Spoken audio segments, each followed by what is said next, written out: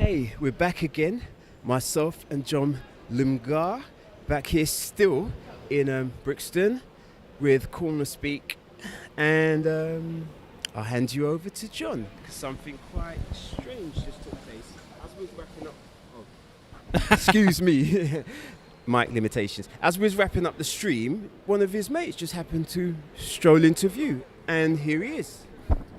Hello, I'm Joss. I'm a friend of John's. And this is me.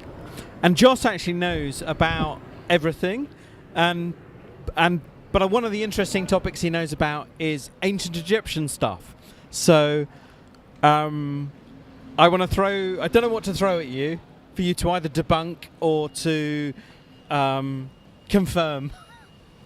Did aliens build the pyramids? Aliens did not build the pyramids. I'm pretty sure about that. I'm not a massive expert in Egypt. I do have some interest in it. There are people that are way more knowledgeable than me. If you want to see someone like David Falk on YouTube, he's a good chap to follow on ancient Egypt. But I do have some interest in it. Yeah. So aliens didn't build it. Aliens did not build I'm pretty sure aliens did not build the pyramids, even though Stargate did convince me. How were they built? Oh, that's a long story. A lot of man hours, 0-hour contracts. Yeah. So women didn't build it; it was man. I mean, they did that however they wish.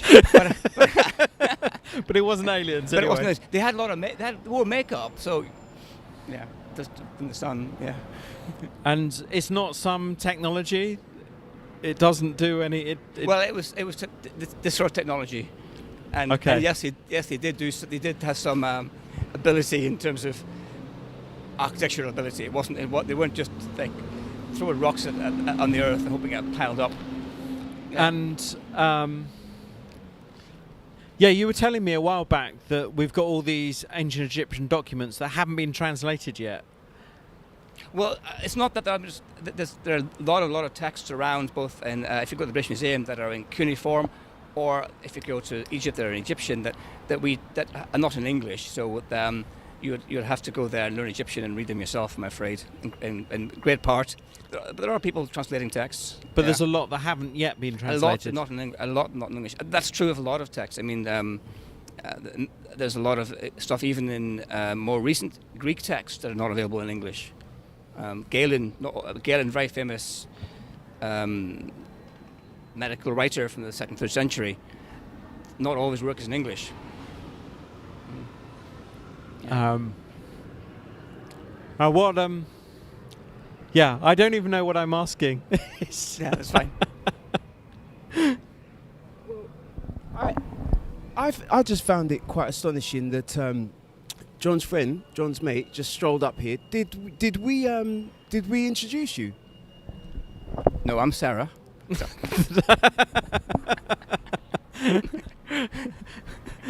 Yeah. Well, what I'm curious about is, are you actually from Brixton? Is this your local manor? Oh, my accent probably gives away that I'm actually a more Bermondsey local, really. Yeah, but I wasn't born in this area. No. Yeah, I would have guessed that. Yeah. No, I've moved around. I was born in Ireland. I spent some time in north of England. I spent a bit of time in California, and now I live in London. Yeah.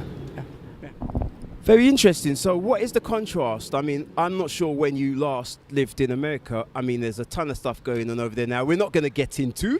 What would you say is the main contrast? When you decided to return to the UK shores from America, what did you miss most about the States? That's a very good question. Actually, a question I got a lot living there was what's the difference between living in the US, living in the UK. I miss friends wherever I go. For me, living in Southern California was like my second home. I have very good friends there, and I felt accepted, which that was wonderful. But I think if I can just quite quickly say, I was working in medical research, and the main difference that I found was that in the UK, you might say, I've got an idea, I've got this great idea to solve cancer, and people will go, oh no, that'll never work. Whereas in the US, you go, yeah. You know, I've got this stupid idea. People go, hey, let's do it. It can go somewhere. That can-do attitude. Newness. Yeah, the thinking outside the box, the embracing new, interesting ideas if they have legs and giving you a shot rather than maybe the conservative traditional aspect of some of how we do things over here. No, if it's not broken, why fix it? Keep it the same as. And I suppose America being one of the leading type countries, they like to lead. So to lead, you have to remain in the front, isn't it? Yeah. With ideas. I think there's this place for both. There's a place for being self-critical and being critical, but also there's a place for having let's try it. Let's just try it. Rather than being negative, let's see if this will work. This will help. Yeah. I mean, yeah, that's very. It's a very healthy sort of a way to look at things. I would think that. I mean, do you think in the era we're in now, with the Gen Zs and the Millennials, etc., do you think with all the, the internet, social media, technology, AI, do you think we're actually coming into a phase of more opportunities in terms of openness and, embracing people who, maybe think a little differently? Or do you think things are going to become more closed off? Well, that's a brilliant question. I think the honest answer to that is time will tell. Am I facing you or the camera? I think that technology has had many promises, but my worry is that over-reliance on technology will actually make us more isolated. I agree to a degree. Yeah. I mean, what do you think about that, John? Because you embrace technology, you do graphics, so you can't really... Well, I'm a bit more complicated on that too, because I feel like it has isolated people, and I also think that it's put people into echo chambers, so they start finding people that like themselves, and then they become in that world, and then they don't go outside, and then when they meet people outside of that world, they're a little bit like, oh, you have a different opinion, and so it's had that effect. And interestingly, with Jazz Cow, which I was talking about last time, it's the conflict between those two worlds. It's the conflict. Jazz Cow, who's a bit of a Luddite, so, and I kind of agree with him. But I do like the opportunities. I mean, in fact, I have a massive fan of the opportunities to even learn on YouTube or to communicate with others and see their opinions. But the difficulties are in isolating each other or in polarizing on issues. Sometimes there's no nuance. Very interesting.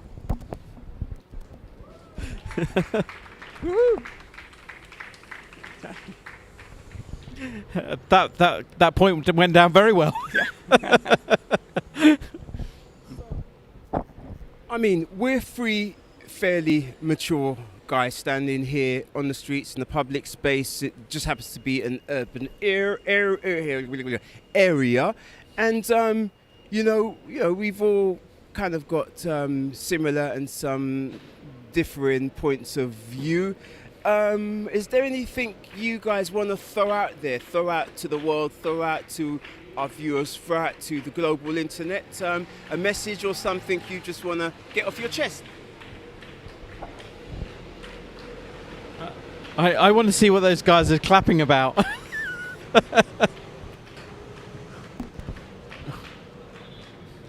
I think if I have a message,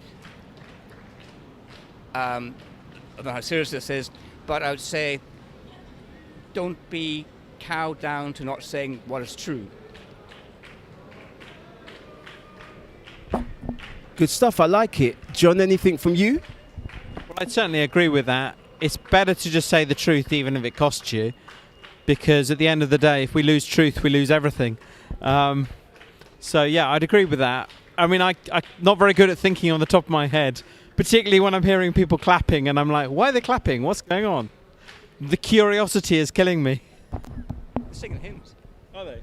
Diversity, we can't argue against that. Well, from the three of us here in Brixtonia, as I say normally at this point in the proceedings, be good, be creative, or is it be good, be safe, be creative. CornerSpeak, we out. Bless you, thank you. Thank you.